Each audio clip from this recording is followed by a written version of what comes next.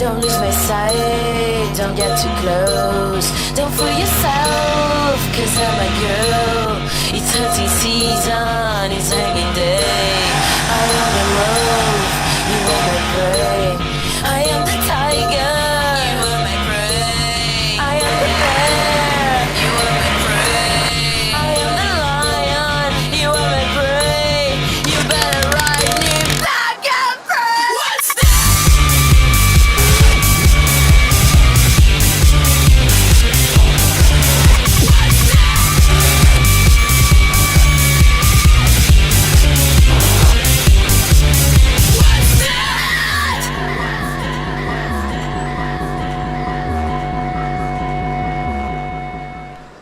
La acumulación de carbono en la atmósfera tiene un origen indudablemente antrópico.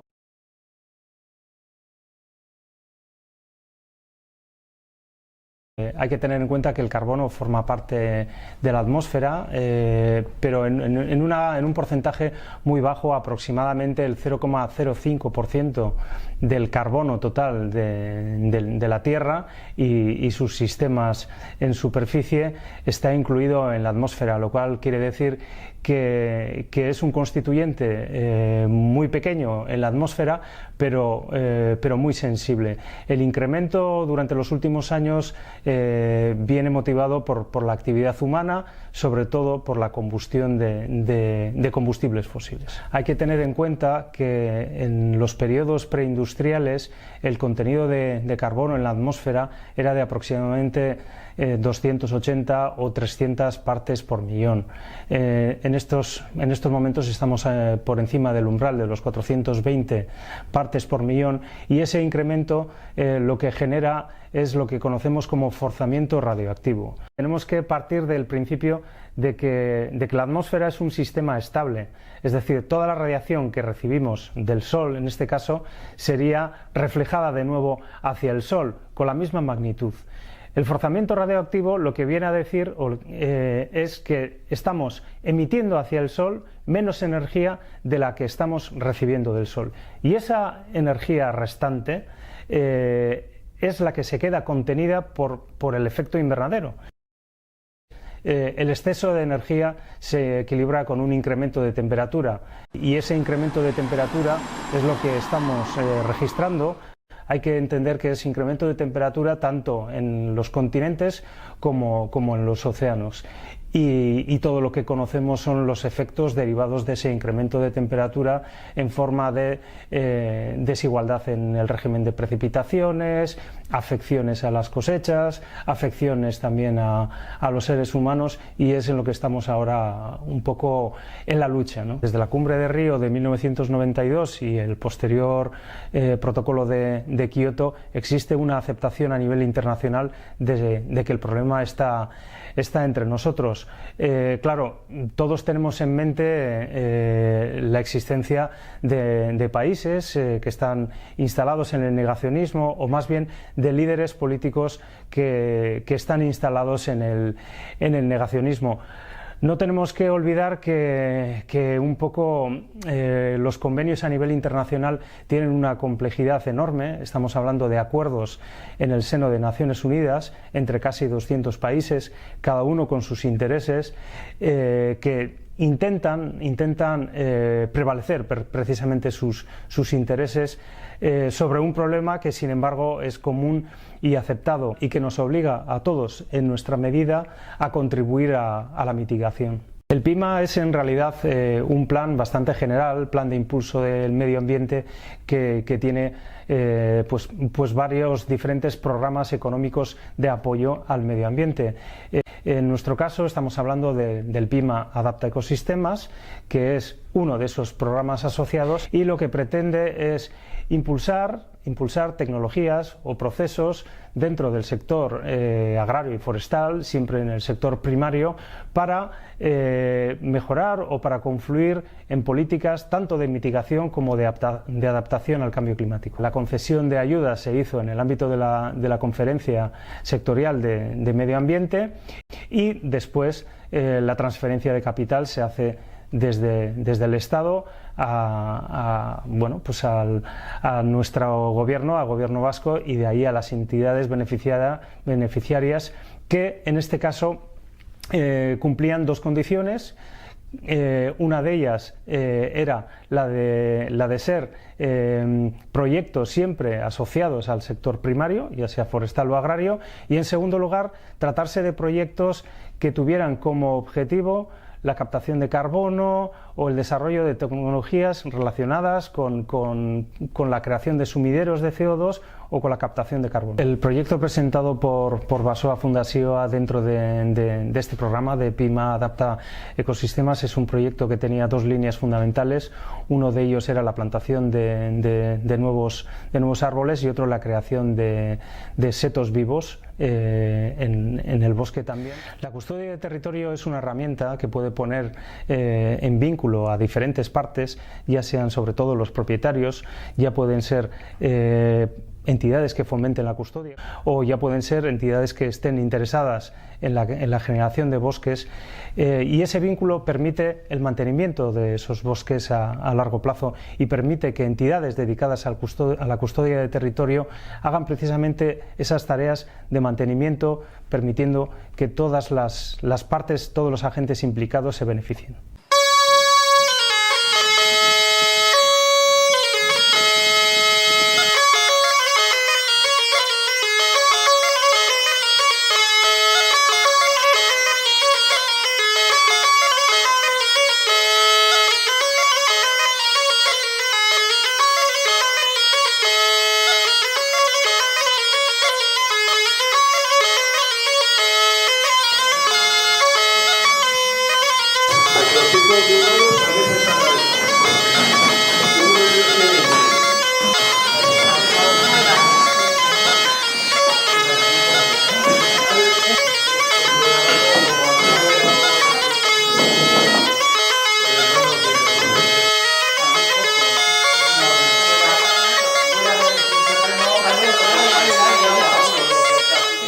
La historia de este monte y de otros que están en la Peña de Amboto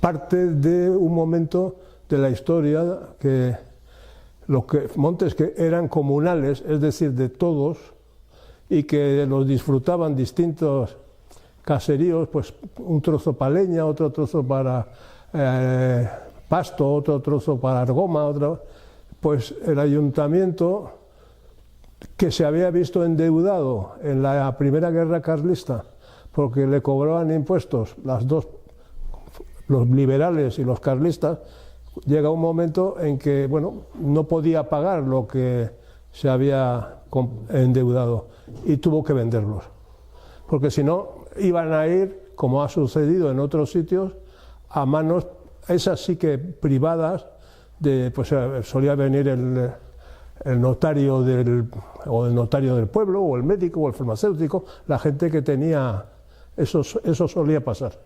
Y aquí lo que hizo el ayuntamiento de Aspe, no sé si también el de Arrázola, pero bueno, por lo menos el de Aspe, fue reunir a los vecinos y decir, mira, esto que son comunales, lo disfrutáis vosotros, los primeros que tenéis derecho a esto, a comprarlo, sois vosotros, y lo compraron. Oin 60 bat urte hortik iketza egiteko horrek arbolo bota egiten ziren eta bertan egoten zen jentie, da iketza egiten bertan gero handi behera bajatzeko bi esan lekura erueteko. Hori etxien entzun dugu betidanik. Larrano aldien egon ziren minak eta minetan topetan dabena bajatzea ben kablietan herrire. Albisteraino egon zen kable batagaz, eta gero albiztetik solaunera bajatzea ben beste bategaz. Eta baite bajatzea ben arrize bai, amengo bidiek egiteko eta herrizeneko zerak egiteko. Hor terrenuetan oine dela urte gitxira arte, ardezek ibiltzen ziren pastetan, eta urie bertan pasete ben, da neguen bajatzen ziren behera, baina ura denporan bertan batzen ziren ardezek, pastorien lobe bertan eite ben, eta gero eskorta batzuk egin ziren zen jolan ardezek batzeko. Ardiez niek arte ben egunero, pastoriek behera etxera kantinetan, gero gaztai egiteko eta gatzatu. Bueno, lurrak, mendiak, ez genekien zeintzuk ziren geuriek edo argi, ez geneuken ezebeta. Eta orain dela 20 bat urte, alkartu ginen, eta taldeak, talde bakoitza alkartu zen, eta holan egin genduzen eskriturak eta sartu genduzen gauzak argi izteko. Eta orain horregaiti daukaguz, eta argi daukagu zein mendi zeinena, norena dan. Bueno, gu esan dengun generazio garaiztak guazela, ez? Gure guraso dela 20 bat urte hasi ziren boton pago landatzen. Eta nik adibidez duket rekuerduen, nik 10 urte nuke zenean, ez? Zelan jote ginen eta ez da pintxe genduzan eta zerradura ganoa zipini eta hori dena, ez? Piskate bertako landari eta bertako pagoak eta zaintzeko, ez? Bueno, hanbotoko partien arbola asko bota egine bezan, pago asko kendu egine bezan, etara egine bezan, eta gero beste batzupe jauzi egiten ziren, zaharra zirelako, eta horregaitik guk planteatu genuen, zergaitik hor leku ederra da, zoragarria, eta zergaitik ez ditugu sartzen beste pago batzuk. Eta horregaitik sartu genuen. Eta batez be, gerorako ikuspegia ikusiz. Guk hartu dugu, hau, paisaia zoragarria hau hartu dugu, beste batzuk zaindu ebelako, zaindu daigun guk ere, beste batzuk, hemendik 200 urtera edo jaizoko direnape, gozatu dezaten. Lehenengo urtietan gogorra izen zen, ze ganau asko abilen beren bueltan, zerradorien bueltan, eta Aztien joete ginen propietatezuek ikusten zelan dauen zerradurie, zela mantentzen zen. Eta 10 bat urtien ero joete ginen eta aportute topetan ganien, zerratu iten gainun eta bastante kostosu izan zen. Baina merezi izan dau zertzie, zaintzie, ze oin pagoi ederra doltea. Una intervención muy importante desde mi punto de vista de los responsables del parque entonces, que lo veían con mucha ilusión. Los responsables eran Elena Errandonea, técnico, y el director, que era Antonio Huesa, que tenían una ilusión terrible con lo que se estaba haciendo y lo que se iba a hacer y tal y cual. Y bueno, pues esto dio lugar a que hubiera un apoyo muy importante. Bueno, guk gure horrekoek indabien lana berreskuratu nahi dugu, barri impulso nahi dugu, aurrera eramateko, eta horretarako jende barria eta gazteago alkartu gara bai talde honetara, eta ideia hori dago bat, 2000 urtien izan plantazio hori mantentzea, berreskuratzea, egin dugu plantazio barriak egon diren faltetan, desrozen bat egin da, eziak barriro konpondu diz eta guzti hori, eta horretarako laguntzukin dugu, diru laguntzak eskatu dugu, eta tramita guztiago egiten gabizen momentu horretan, eta azkenean aurreko erakutsi dozkuen ilusioa, guk ere mantentzen saiatuko gara eta horrela jarraituko dugu lanekin eta ilusioarekin.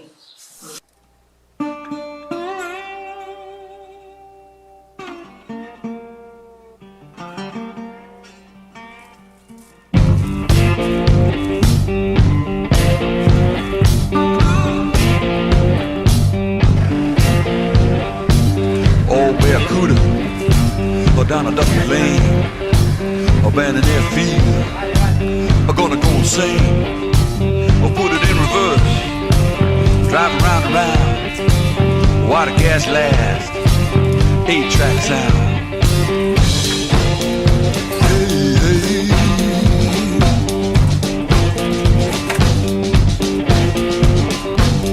Engine on the ferry boat, laying down the beat, pull the hops out, our souls to keep.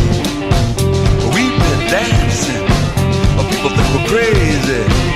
That's how it was, y'all, in the days of hazy.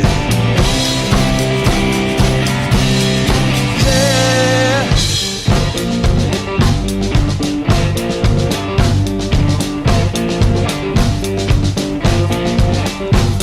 We head south, put our thumbs out. Dream of the magic ride, what I'm talking about. They don't gotta be beautiful, just so. But we need good tunes, ease our soul. We need a miracle, yeah, miracle.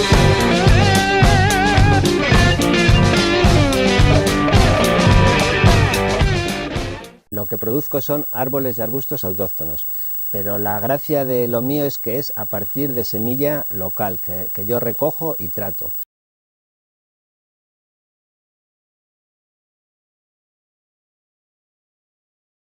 Ese es un vivero de árboles autóctonos. Empiezo ya desde la semilla y sería engordar planta joven, todo lo que son la gama de árboles y arbustos que encontramos en nuestro entorno.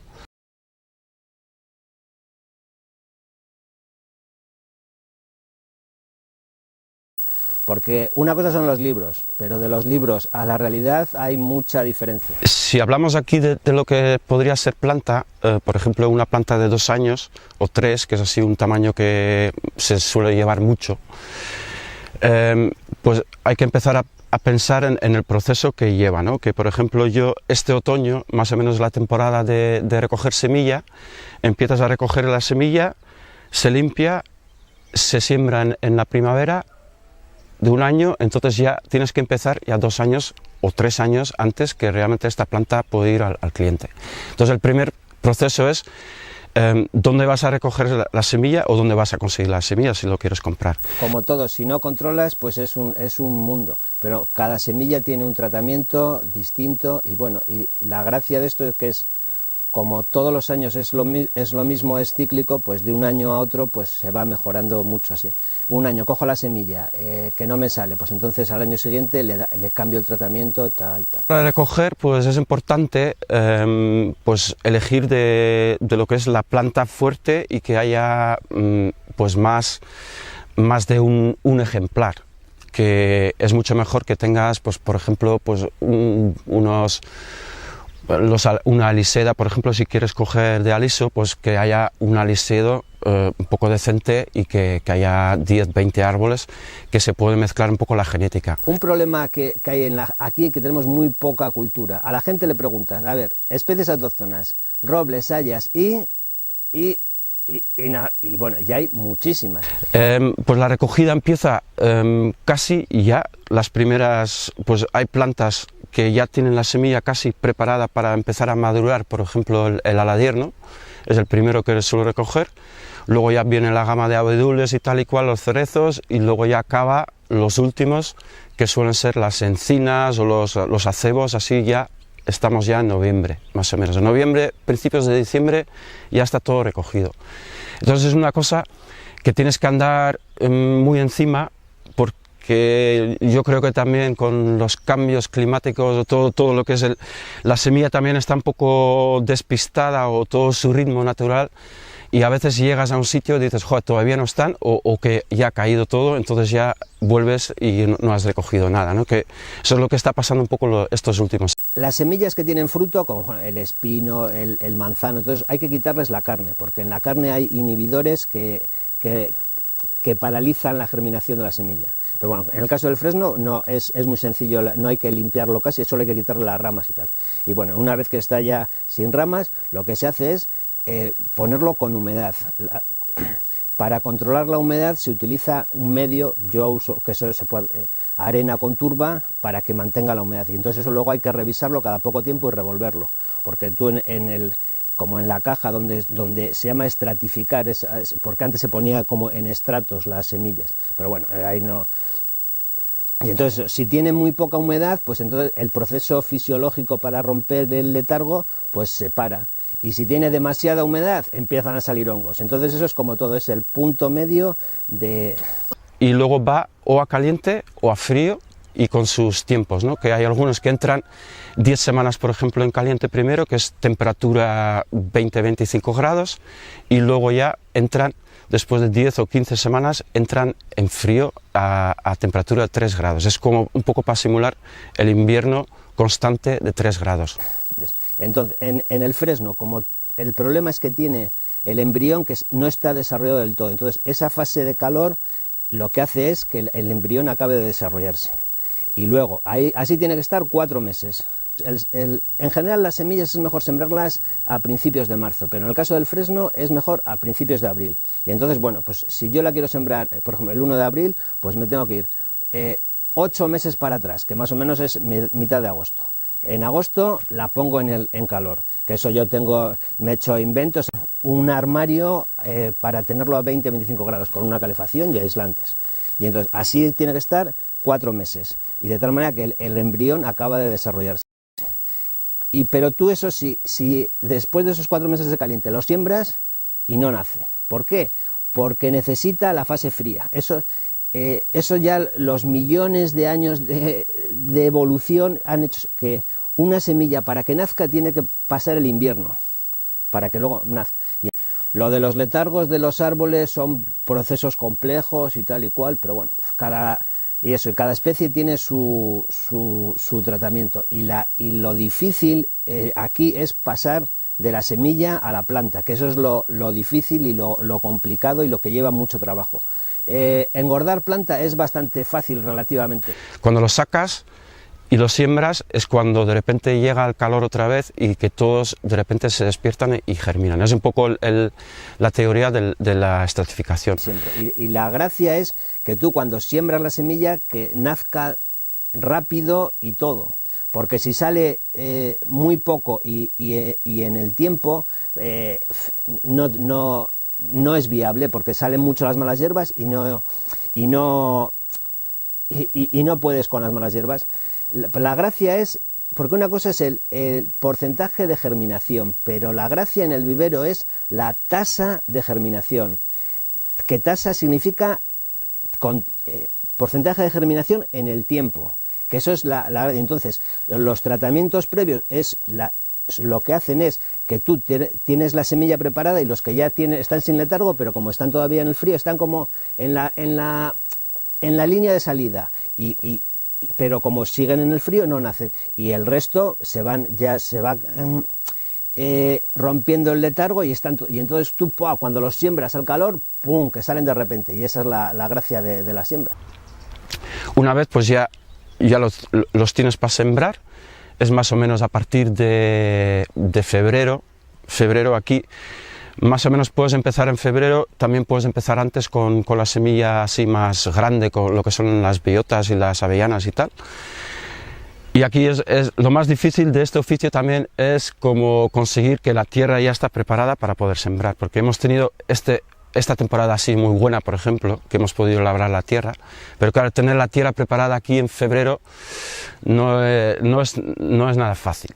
Entonces, pues a veces tienes que alargar el tiempo para decir, hostia, solo puedo empezar a partir de abril, porque no me da tregua el tiempo. El concepto tempero que es cuando la tierra está en condiciones que ni muy seca ni muy húmeda, que eso es entonces, cuando hay condiciones en la tierra, pues entonces lo que hago es meto el tractor con el rotavator, freso todo.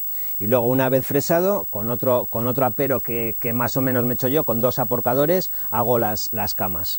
Y que esas camas, esos pasillos es por donde va las ruedas del tractor. De tal manera que luego al sembrar, lo pueda mecanizar Y entonces, nada, una vez preparada la tierra, preparadas las camas, luego, justo antes de sembrar, como no es inmediato que preparo y que siembro, pues siempre primero tengo las camas preparadas y luego cuando voy a sembrar pues le doy una pasada con la motoazada que es lado, y ya lo que es la cama no lo piso ya nunca más.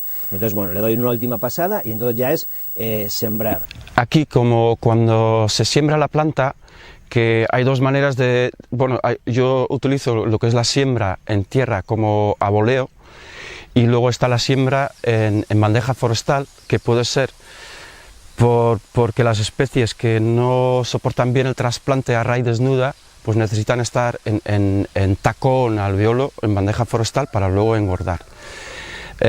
Otra razón por que últimamente estoy también haciendo más en bandeja forestal es porque no me da tiempo el tiempo de siembra, cuando no puedo preparar la tierra, entonces ya empiezo también en bandeja forestal. Para sembrar es muy importante que la cama esté bien plana, porque si está con inclinación, en cuanto llueve, la lluvia te lleva la cubrición de la siembra y la semilla al aire, no funciona. Que eso es otra cosa muy importante, la profundidad de la siembra. Dependiendo de cada semilla, pues en general el principio es el doble de su tamaño es lo que hay que cubrir. Y luego, claro, a la hora de cubrir es muy importante con qué lo cubres, para que no se te haga costra. Si se hace costra, sí, en la tierra arcillosa es muy común, claro, y si la semilla es pequeña, no puede y sale toda torcida o no sale. Y entonces yo lo que utilizo es mezcla del compost que hago aquí, de la materia orgánica, con arena, para evitar que se haga costra. Y entonces nada, preparo bien la cama, rastrillar, que el rastrillar es, como todas las herramientas, hay que saber usar, vamos, y tiene su gracia, rastrillo, que quede bien plano, y entonces luego ya siembro, echo la semilla en general, siembro a bastante densidad para asegurarme que mi semilla va a cubrir toda la cama homogéneamente, y luego ya iré aclarando, pero el problema gordo es la competencia con las malas hierbas. Si un arbolito recién nacido, en comparación con una hierba, le da 200.000 vueltas, y entonces eso, la gracia es que esté todo lleno de semilla tuya para que haya competencia entre lo tuyo, no es árbol contra hierba, que entonces no tiene nada que hacer. El fresno, por ejemplo, y el arce tienen la ventaja que no les gustan a los pájaros, pero el resto de las especies las depredan, y entonces, como no ponga, lo que tengo que hacer es que es un rollo, pero tengo que poner malla para los pájaros, y con palitos y así, cubriendo todo el con los roedores no hay, eso para los roedores no vale, y entonces, bueno, con los roedores la gracia es sembrar a mucha densidad para que coman todo lo que quieran y aún así te queden suficientes. O sea, ¿no? Cuando cae la hoja, a partir del 1 de diciembre, se saca todo lo que es la planta de la siembra de un año, y porque está muy juntito, a voleo, pues sale muy junto, entonces ya necesita más espacio a partir de la temporada que viene. Se saca y luego ya se va plantando para poder engordar 2 o 3 años para conseguir el tamaño ideal para la venta. Así es la mayoría, el mayor número de planta que sale es más o menos de este tamaño, de 2 o 3 años, que más o menos de 1 metro es muy fácil de manejar, no pesa, ya tiene fuerza, y a partir de ahí pues más o menos se les da una distancia de unos 30 centímetros entre ellos, y es cuando se va engordando durante otra temporada o 2 o 3 más. Luego, la otra cosa importante, porque una cosa es planta autóctona, pero otra cosa es planta autóctona de calidad. ¿Y qué significa la calidad?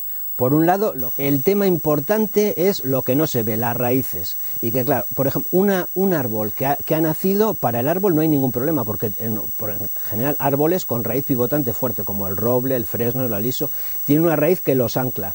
Pero claro, si tú no le haces nada, el árbol está perfectamente, pero el problema viene cuando lo trasplantas. Entonces, si no le has hecho nada al trasplantarlo, tiene una sola raíz, en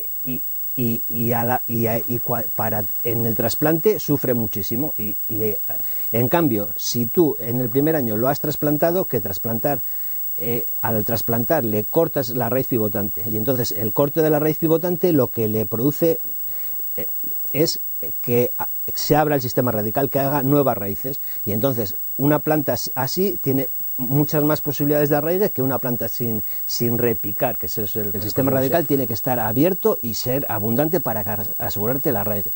Pero por otro lado tenemos la parte aérea, que claro, en la parte aérea sí, es lo que se llama, el trabajo es poda de formación. Tú tienes que formar el árbol para que salga, por lo menos el principio, que salga un fuste recto, por lo menos hasta estar, desde mi punto de vista, fuera de la boca de los herbívoros.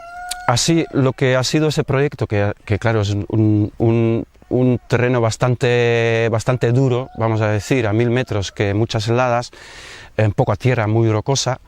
Entonces, claro, es mirar un poco a ver qué especies realmente soportan bien ese tipo de suelos y condiciones climatológicas bastante duras. Las especies de árboles que eran para completar las faltas que había en el hayedo, pues ahí eso, pues se pusieron tilos, fresnos, abedules, y luego lo que quiero recalcar es los manzanos y perales silvestres, que esos no se hacen árboles gigantes, son arbolitos, pero vamos, la madera es, desde el punto de vista comercial, la madera es muy buena, y sobre todo desde el punto de vista ecológico, que dan alimento para la fauna silvestre y como todas las rosáceas, el tema de los polinizadores, de los insectos, que ahora empieza por fin a prestársele atención a los insectos, que son fundamentales. Aquí igual son cosas que la gente a veces se extraña, ¿no? Que tenemos aquí arbustos que dicen, pues estos arbustos crecen en cualquier lado, que parece que no tienen ningún interés para estar plantando y comprando y gastar dinero en eso. Vamos, yo al contrario, que a veces queremos, vamos a plantar mucho árbol, pero a veces es mucho mejor si yo haría una plantación para decir, vamos a recuperar una zona, igual plantaría 2/3 arbusto y 1/3 de árboles.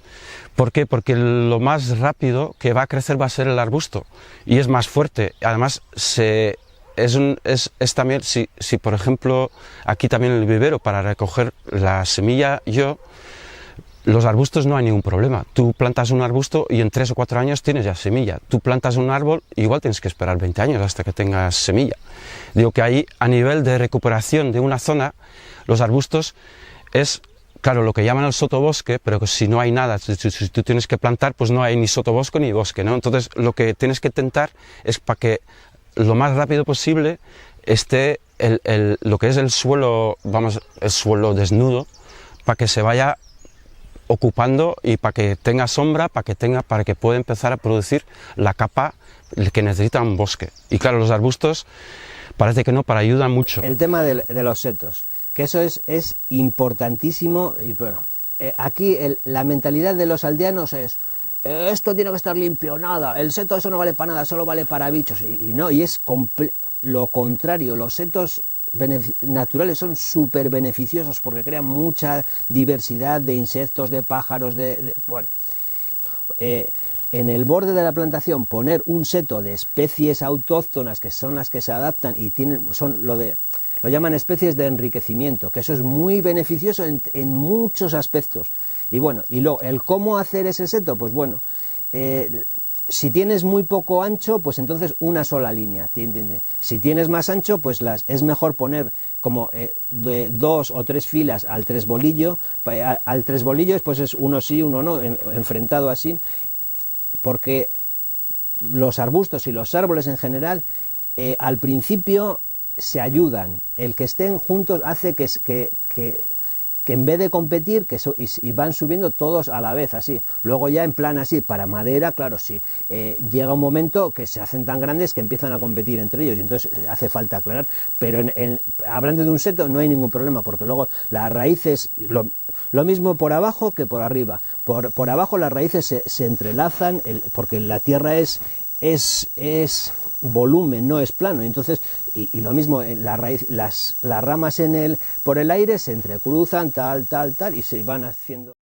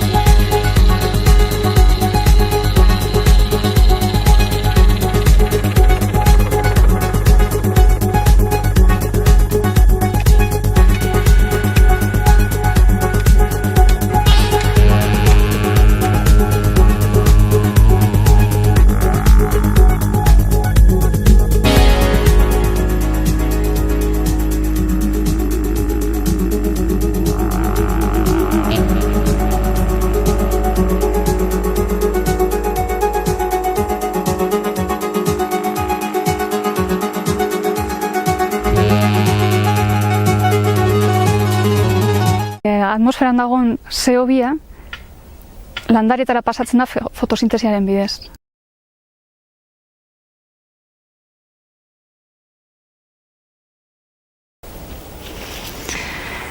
Biosfera barruan, landareak fotosintesi bidez egiten dabena da aireko CO2 hori urarekin eta energia horrekin euren azukre molekulak potoloago bihurtu, euren karbohidrato handiagoak sortzen dabez horretatik hasita, eta horiek pasatzen dira landaren ehunen parte izatera. Orduan ja CO2 inorganiko bat izatetik pasako ginen karbono organiko bat izatera. Behin landareak daukan karbono organiko hori metatu ostean, landare horren bizitzan zehar, parte bat CO2 moduan isurtzen da arnasketan bidez, beste parte bat bai ostoak jausten direlako, edo landare hiltzen dalako, edo danalako gaitik, lurrera bueltatzen dira. Lurrean mikroorganismoak ja lanean hasten dira horregaz euren ehunak sortzeko, eta pasu horretan lehen landarean azan karbono hori lurzoruko gai organiko izatera pasatzen da. Atmosferako CO2 hori landaretan metatu dan moduan, lurzoruan be metatu egiten da, aldi baterako hemen bai, deposito guztietan aldi baterako metatzen da, eta lurzoru horren bizimodu normalean, bai mikroorganismoek erabiltzen dabelako, edo bertan labore konkretu batzuk egiten dugu salako edo, barriro bueltatu lehitke atmosferara. Baina parte bat gelituko da hor modu nahiko iraunkor baten. Biosferako karbono deposituen artean, dekoguz biomasa, bai airekoa, bai lurrazpian gelditzen dana, eta horren metatzen dau karbonoa esan dugun moduan aldi baterako, adibez zuhaitz bat mozten dan arte, hor metatu egiten da, eta gero lurzoruetan badau beste deposito bat, bigarren bat, eta beste bat gai organiko hildakoan, bai oraindik lurzorura pasatu estan horretan. 3 deposito horretatik, zurezko landareak daukie parte handi bat, basoek, baina beste parte handi bat, handiagoa batzutan, segun zein sakonerataz ari garen, lurzoruak dauka. Eta orden hortik dator bere hau neurtzearen garrantzia. Lurzoruan metatuta dauen karbonoa ezagutzeko egiten duguna da, lursail bakotzean, bere tamainaren arabera, honen beste azpizail hartu, tamaina handikoa bada zail gehiago izango dira, eta txikiagoa bada azpizail gitxiago. Eta azpizail bakotzean egiten duguna da, sakonera ezberdinetako lagin bat hartu. Lagin hori konposatua da. Azpizail horretako 25 puntotan hartutakoa. Eta gero lagin horrek ja laborategira eroaten duguz. Lur lagin horretaz gain, hartzen dugu alteratu barik dauen beste lagin pare bat, hori punto konkreto baten, eta zilindro baten hartzen da, eta zilindro hori gero laborategira eramaten da. Behin, 25 puntotako lur lagin hori eta zilindroak laborategian dauzenean, zilindroak pisatu egiten dira, ze hortik atatzen dugu lurzoruaren densidadea, eta gero beste gainontzeko lurzoruan analizatu egiten da gai organikoa, gai organikoaren edukia. Gai organikoa analizatzen da benean, emongo dozkue gai organikoaren edukia unekotan. Eta gai organiko horren parte handi bat karbono izango da. Orduan, azken hau edukiko duguna da, lurzoru horrek edukiko dagoen karbono edukia eunekotan. Hori hektareara eraman nahi badugu, orduan densidade aparente erabiliko dugu. Orduan, hori ja badakigu lursail honetan, edo guk analizatu dugun lursail baten, zenbat tona karbono dauzkagun hektareako. Eta momentu konkretu honetan. Kontu izango zen, edo interesgarrien izango zen, laginketa modu hau, errepikatzea hemendik 5-10 urtera, lurzoruetako karbono edukia oso astiro aldatzen dalako. Eta guri interesatzen jakuna da pilatzen joatea karbono hori.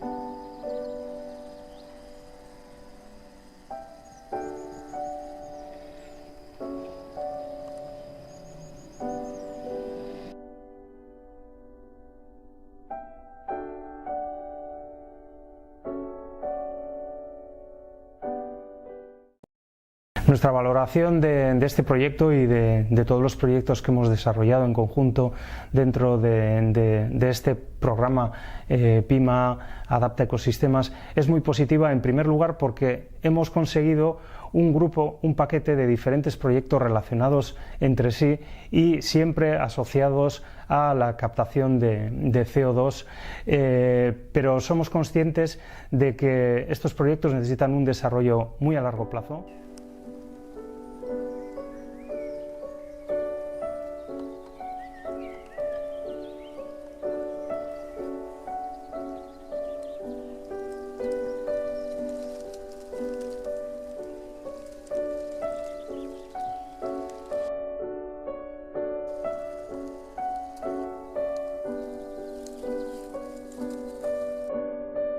La importancia del ecosistema está, los árboles son como el escenario de una obra de teatro. Si no hay escenario no se puede representar.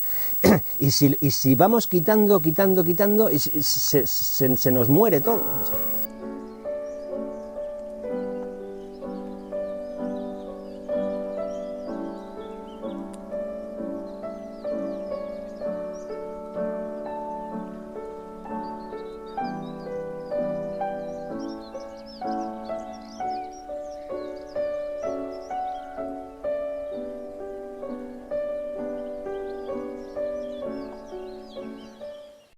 Oso interesgarria izango zen, alaber, lursail bakar baten neurtu beharrean, hainbat lursailetan egin ahal izatea, eta holan gu nahi dugun eremu bateko argazkiak eukitzea denboran zehar karbonoazlan garatuz joan dan ikusteko. Eremu bat dinotenean, izan nahiela Bizkaia mailan, edo Euskal Herri mailan, edo kontua da garapen hori ikustea, CO2 atmosferan ez ezik lurzoruan begon lehikelako.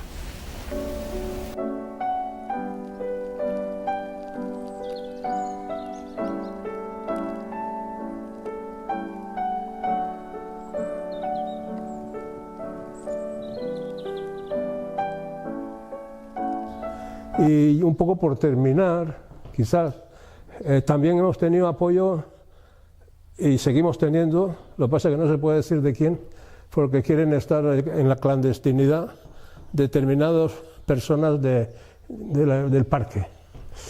Y a mí me dicen, hombre, tú eres el propietario, bueno, vosotros sois los propietarios altruistas que estáis viniendo aquí, invirtiendo aquí y tal. Y, ya podía haber más o lo que sea. Y entonces yo les he contestado alguna vez, y creo que va en la línea también de lo que decía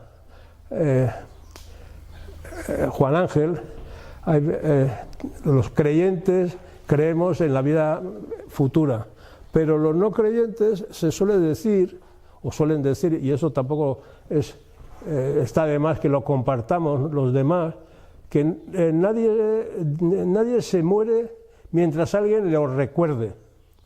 Es decir, si yo soy capaz de transmitir a mis nietas, es que eso y mis hijos que le transmitan que eso lo plantó su aitite, y ellas son capaces de transmitirlo a sus nietas o nietos, que eso lo plantó el aitite de ellas, pues bueno, mientras dure eso, pues estaré vivo unos cuantos años.